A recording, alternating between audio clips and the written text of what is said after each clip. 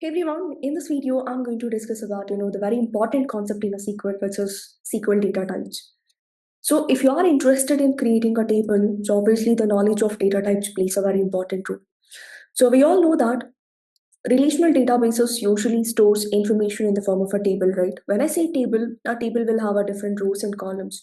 So when I say columns, you have to decide what type of data should flow into it, like what data type I have to store inside an each column, what data type should go into a name column, what data type should go into an email, what data type should go into a joining date, something like that. Okay, so specifying data type is super important while creating a table. So we'll understand what are SQL data types. SQL data types basically helps you define what kind of data a column can store.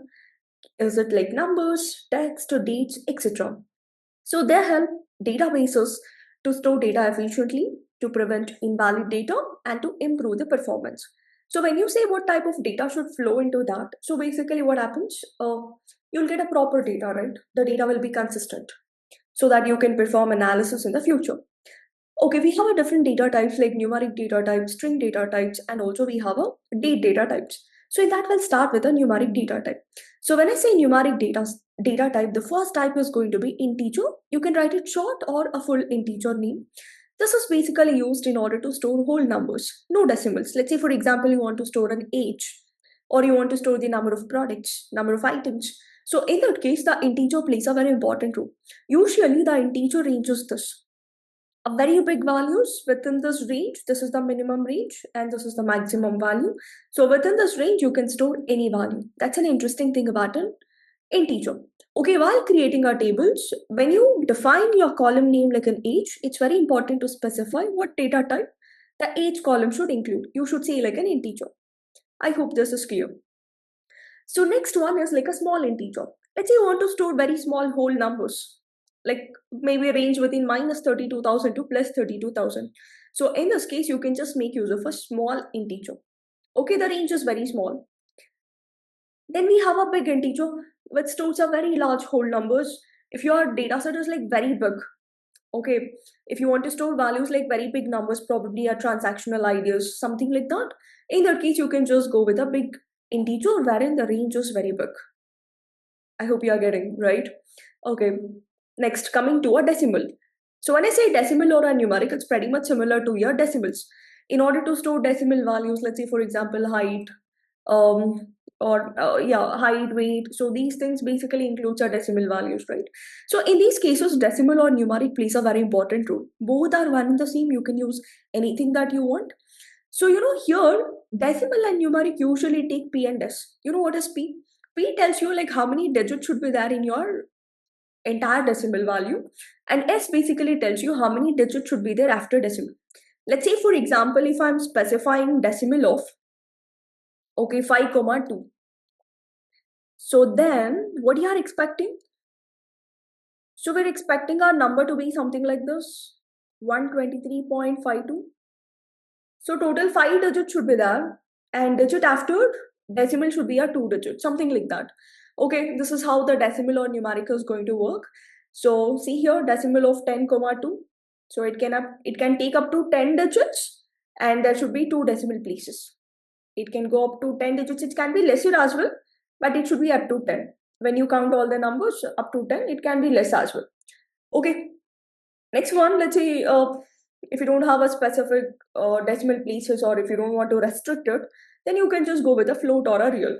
It stores an approximate decimal numbers used for scientific data, probably something like this 3.4 into 10 power 38. So how many ever decimal places, like you can just go with a float or a real. Okay, for temperatures and all, we use a float. This is all about a numeric data type, most used as like integer, numeric, or a decimal. Okay, so now coming to the string. Let's say, for example, you want to store your name, or you want to store the country code. So when I say country code, usually the most of the country code will be like two letters, right? Like it's fixed. India means like IN, US means like US, UK means UK, something like this. For New York, it's just NY, something like this, right? So basically, so when you want to store a fixed characters, you can just go with a character.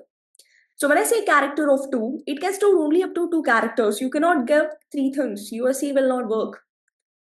You can just give one character. It has a capacity to add additional, characters. I mean, it just adds the empty space and it will make it two. But it cannot go about. Okay, that's an interesting thing about a character. And see here, if I see character of one, only a single letter can be stored. Okay.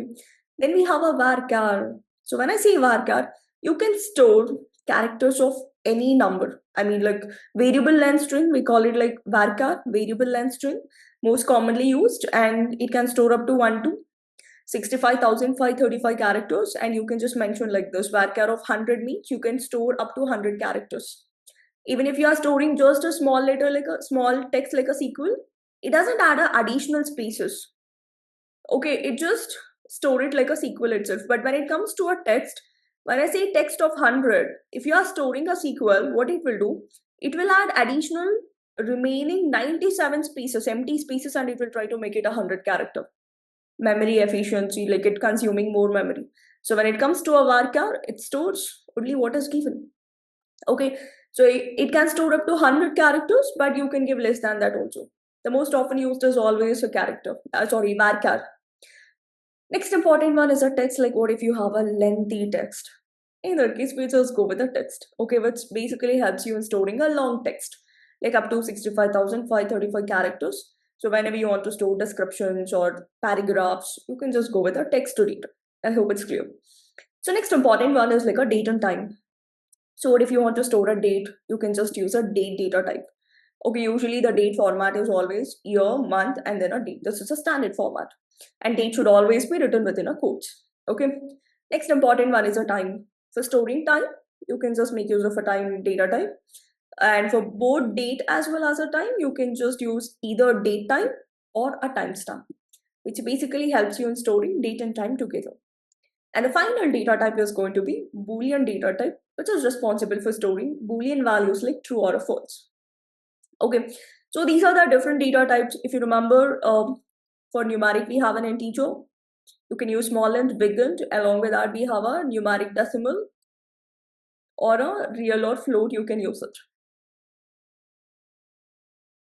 Okay, in numeric decimal, you can mention how many characters and how many decimal places you want. And then we have a character wherein fixed number of characters it's gonna store. Varchar, variable character. If you want to store a lengthy text, you can just go with a text. And for date and time, you have a date. For storing date, time for storing time. And for storing both date and time, we have a date time as well as a timestamp. Finally, to store Boolean values like a true false, you can just go with a Boolean data type. So this is all about, the different data types that you have to master in a SQL. I hope it's clear. Thank you. Happy learning.